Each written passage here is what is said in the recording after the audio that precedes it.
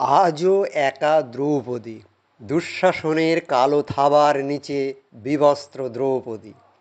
আধিপত্যের স্বভূমিতে ভাতাজীবী কুলপিতামহেরা বিকারহীন শ্বেত পাথরের এক একটা মূর্তি, যেন রাজদম্ভে নিষ্ক্রিয় আভিজাত্য। চতুর্দিকে ঘনিয়ে আসছে অন্ধ ধৃতরাষ্ট্রের ঔরাসজাত বৃষবৃক্ষের জঙ্গলের ছায়া। শকুনের লালসার লোলুপ জিহ্বায় সেখানে অসহায় সেই মেয়েটি, নিরাপত্তার পঞ্চপাণ্ডব সর্বশান্ত বিকলাঙ্গ জন্তুর মতো ঘাড় গুজে পড়ে আছে। লাম্পট্যের বদ্ধভূমিতে আজও একা দ্রৌপদী। আর কর্ণের দল, মহত্বের ধ্বজা নিয়ে দানবীর। তুচ্ছ ক্ষমতার লোভে তুমিও মিশেছ স্তাবকের ভিড়ে। আবর্জনার স্তূপে বিছিয়ে দিচ্ছ রঙিন কার্পেট।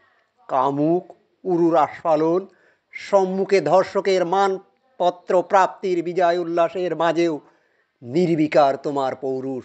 বাহা কর্ণ, এ কোন বন্ধুত্ব!